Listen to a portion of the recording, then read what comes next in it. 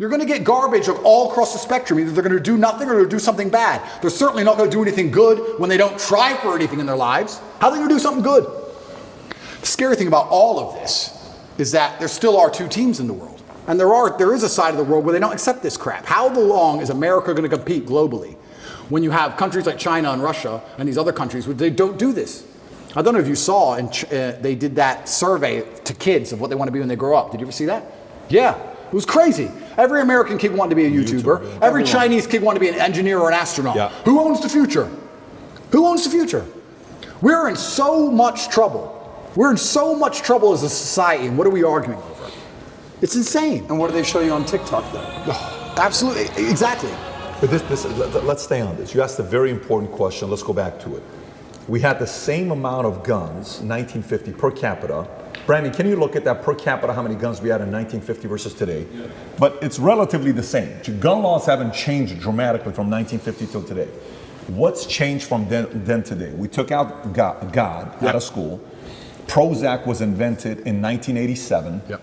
The law to legalize advertising drugs, big pharma, in America was 1985. It's only 2 countries in the world that can advertise, us and New Zealand. Crazy. So you got God, you got Prozac, you got big pharma advertising, you got the LGBTQ movement that's taking place. You got all of that taking place to where we are today. So when you're talking about guns, what has changed? It's not the guns that's changed. Society has changed. Standards have changed. Completely. So how do you fix that? So if that is the biggest problem you're selling, number one, here's a problem. Let me sell you why this is the problem. Okay, the people are like, you're right, I'm buying it. Give us a solution. What's the solution? Yeah, I think the solution comes back down to family values, and that's a very difficult question to answer because it's across the entire spectrum, right? I do feel like it's almost a race to the bottom for men and women now in the modern society. I don't think women are being very good women. I don't think men are being very good men. And I think both of that is accelerating against each other, and it's a race to the bottom. How do you fix that?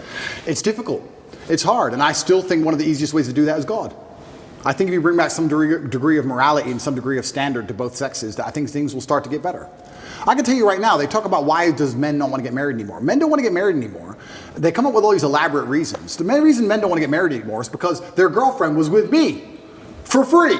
So why are they going to marry her? That's the bottom line of it. Why would you, a white dress means virgin. Marry who? A girl from the club who your friends have been with? You want to marry her?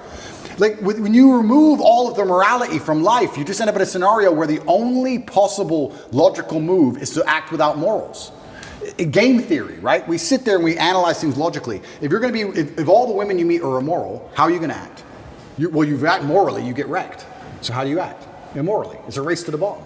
We have to fix society as a whole, and it comes down to even the most basic things like female promiscuity, the most basic things like men sticking up for their last name, the most basic things like men having to be too honorable and too proud to be out of shape or be poor or not take care of a woman. I'm not just talking about women, I'm talking about men. Any woman who's with me, her life is fixed. That is my job. I'm Andrew Tate. I would be embarrassed to have a girl say, I'm Andrew Tate's girlfriend and have to work her job, unless she wanted to. She can do anything she wants. She's my chick. You can have anything. You run the world now. You're with the top G. Anything you want is mine.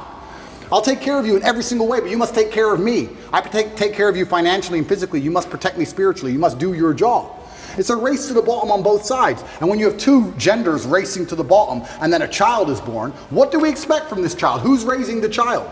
The school, the TV, the internet? You trust these people? Look what they're injecting into them. So another thing that's very interesting, you talk about the 1950s, another thing that was different. In the 1950s, parents raised their kids. Who raises kids nowadays? School, internet, Twitch. How much time do you spend talking to your child compared to the programming they get from the Matrix? You're losing in terms of pure minutes. You're losing. You can't even control what your child sees in school anymore. You don't even know. And when you find out they do what they did in California, they're like, what? Most people don't even know this. You have children 15 years old, I've seen it on YouTube, arguing with their own parents, disagreeing with their own parents. The whole point of having children is to instill your values in them. I want my sons to be Emery Andrew Tate. They must think and act and be like me. And for someone, I've had people say to me, what if they're not? If they're not, they're not. That's fine. But the whole point of me having them was my lineage. That's the whole point of me suffering to raise them was my lineage. Why would I raise them to be anything other than what I believe I should be and they should be? That's the whole point of it, and I'm proud of that. I'm not going to sit and apologize for wanting my sons to be Tates. I'm not going to apologize for it. I don't care what the school wants them to believe. They believe what I want them to believe because they are mine. But all of that's gone. So then we also talk about what's different between the 1950s and today. These kids are being raised by people who aren't their parents, and whoever's raising them clearly ain't teaching them anything good. It's teaching them, if you feel, act how you feel. You can't tell men that. It's dangerous. You can't tell men to act how they feel. You can't tell men to not have emotional control. You can't tell men to cry anytime they want. Because men don't just cry sad, they cry angry. They cry very angry. You don't want that. You have to teach them stoicism. You have to teach them all of these things. And it's all gone. So, okay, so let's stay on this. This is actually a very interesting topic we're in, from 1950s till today.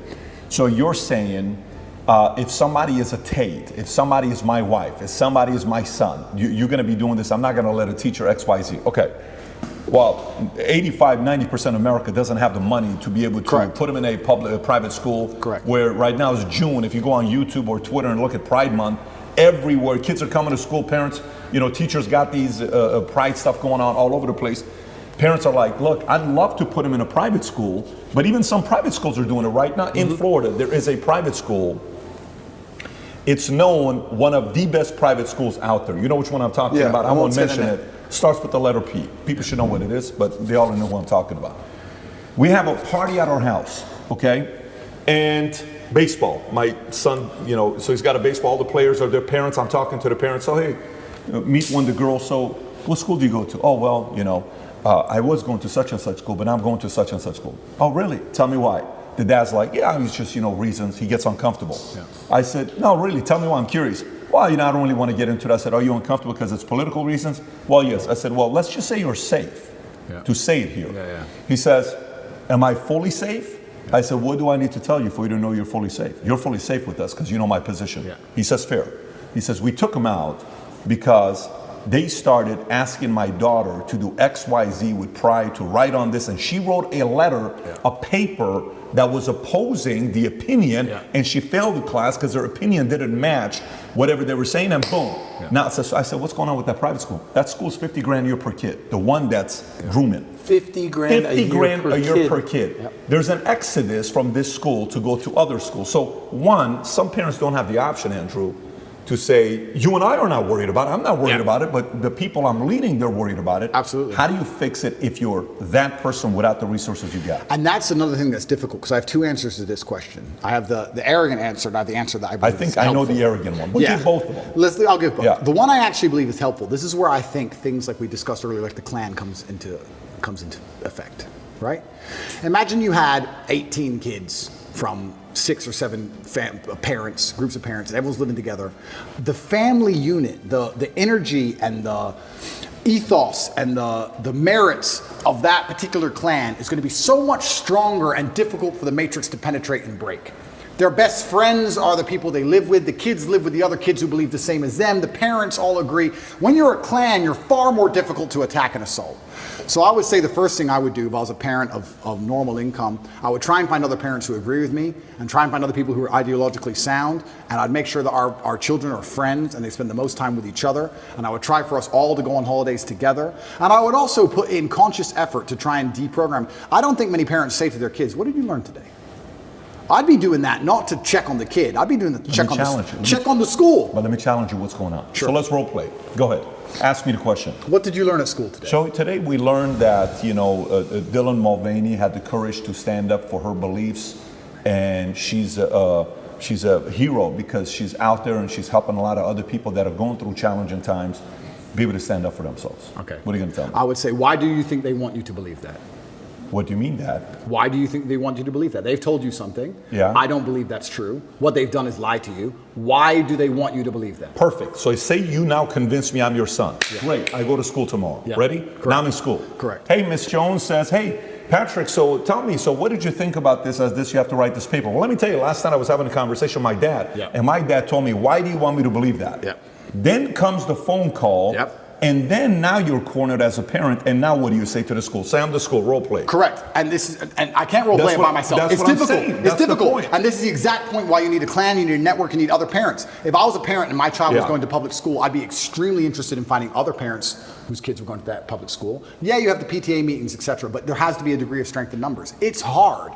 You can say homeschooling, that's the cop-out.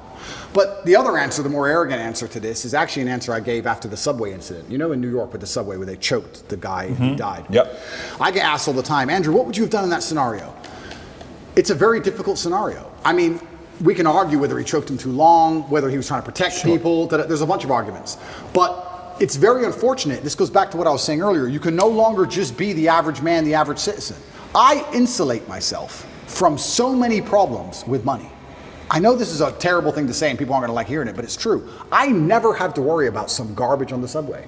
I never have to worry about, do I stand up and defend this woman or allow her to get attacked because they're going to put me in jail? I never have to worry about some fight on a plane because the ticket was $40. I never have to worry about my kid going and learn something they don't want to learn. I don't have to worry about any of this because money protects me, right?